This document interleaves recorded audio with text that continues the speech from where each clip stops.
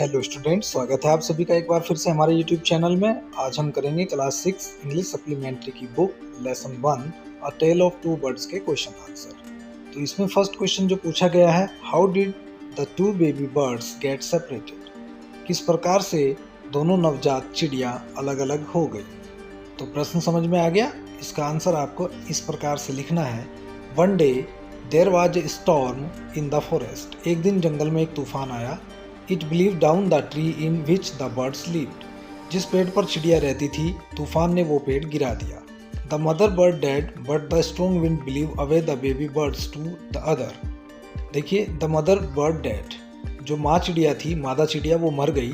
But the strong wind, लेकिन तेज हवा, believe away, उड़ाकर दूर ले गई। द बेबी बर्ड्स, चिड़िया के बच्चों को, टू द अदर, दूसरी डायरेक्शन में, साइड ऑफ द फॉरेस्ट, जंगल की दूसरी दिशा में।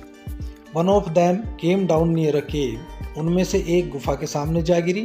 ये क्लियर है, अगर आपने वो वीडियो देखा चैप्टर वाला तो आपको क्लियर होगा। The other bird landed outside अ ऋषिज आश्रम। और दूसरी चिड़िया एक ऋषि के आश्रम के पास जाकर गिर गई। In this way the two baby birds got separated. इस प्रकार से दोनों नवजात बेबी बर्ड्स अलग हो गए। ओके, तो स्टूडेंट्स, क्वेश्चन समझ में आ गया, क्वेश्चन का आंसर समझ आ गया। सेकंड देख लेते हैं। Where did the each of them find a home? उन्होंने अपना घर कहाँ पर बनाया? ओके, उन दोनों में से उन्होंने अपना अपना घर कहाँ पर बनाया, ये क्वेश्चन है। क्वेश्चन समझ में आ गया तो आंसर ऐसे लिखेंगे। One of them found a home in a tree near a cave. उनमें से एक ने अपना घर गुफा के पास एक पेड़ पर बनाया। The other bird found its home in a tree beside a rishis आश्रम। और दूसरी चिड़िया ने अपना घर कहाँ पर बनाया? ऋषि के आश्रम की बगल में। ओके, आंसर समझ में आ गया। थर्ड की ओर बढ़ते हैं। What did the first bird से टू द स्ट्रेंजर? अजनबी व्यक्ति से पहली चिड़िया ने क्या कहा? तो प्रश्न समझ गए। अजनबी व्यक्ति कौन है? राजा है। ठीक है, तो आंसर लिखेंगे। The first bird cried out. पहली चिड़िया चिल्लाई, क्विक हरी अप, जल्दी करो, जल्दी आओ। There is someone under the tree. कोई पेड़ के नीचे है। Come and take his jewels and his horse. आओ, इसके आभूषण चुरा लो, इसका घोड़ा ले लो। हरी और else he will slip away. जल्दी करो, नहीं तो ये भाग जाएगा। ठीक है, ये समझ में आया।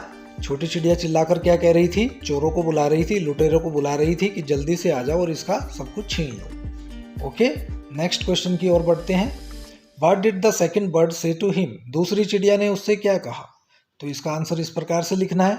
The second bird welcome the king in the आश्रम। दूसरी चिड़िया ने राजा का आश्रम में स्वागत किया।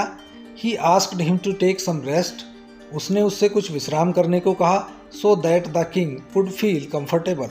जिससे कि राजा कंफर्टेबल फील कर सके, राजा आराम महसूस कर सके। ओके, समझ में आ गया। Next question. How did the Rishi explain the different ways in which the birds behaved? Rishi ने किस प्रकार से दोनों चिड़िया के व्यवहार का अलग अलग उल्लेख किया? तो इसका आंसर ऐसे लिखेंगे। The Rishi told the king that one is known by the company one keeps. राजा ने कहा, जो जिसकी संगति में रहता है, ऋषि ने कहा जो जिसकी संगति में रहता है वो वैसा ही बन जाता है। The bird living in the company of the robbers talk like them. जो चिड़िया चोरों के साथ रहती थी वो उनकी तरह बातें करती है। ऑन द अदर हैंड, जबकि दूसरी, the bird living with rishis आश्रम, या ऋषि, जो ऋषि के साथ रहती थी, वो चिड़िया कैसा व्यवहार करेगी? साधु वाला व्यवहार करेगी ना।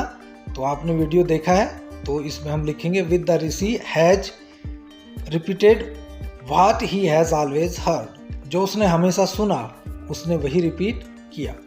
तो जैसा व्यवहार ऋषि करते थे, चिड़िया वैसा ही व्यवहार करती थी। Okay, question 6। Which one of the following sum up the story best? देखिए, इनमें से कौन सा टाइटल है जिससे ये स्टोरी सही तरीके से एंड होती है, या इसका सर्वोत्तम जो अंत है वो क्या है? फर्स्ट है, a bird in hand is worth two in the bush. तो ये कहावत है जिसका मतलब है कि हाथ में एक है और झाड़ी में दो है, तो उससे बेहतर हाथ में एक है। सेकंड है, one is known by the company one keeps. संगति का असर होता है, जो जिन जैसों के साथ रहता है वैसा ही बनता है। Third, a friend is need in a friend is Indeed, a friend in need is a friend Indeed. जो मुसीबत में काम आए वही सच्चा दोस्त होता है। तो इसका सही आंसर होगा one is known by the company one keeps.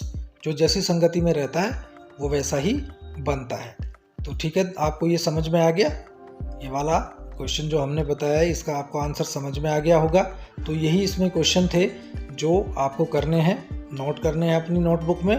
तो प्यारे बच्चों, आपको समझ आ गया होगा। यदि वीडियो आपको अच्छा लगे तो आप वीडियो को लाइक कर दीजिए, अपने दोस्तों के साथ भी शेयर कर दीजिए। ठीक है, फिर से मिलते हैं दूसरी वीडियो में जल्दी ही। तब तक के लिए आप सभी का धन्यवाद। Thank you so much.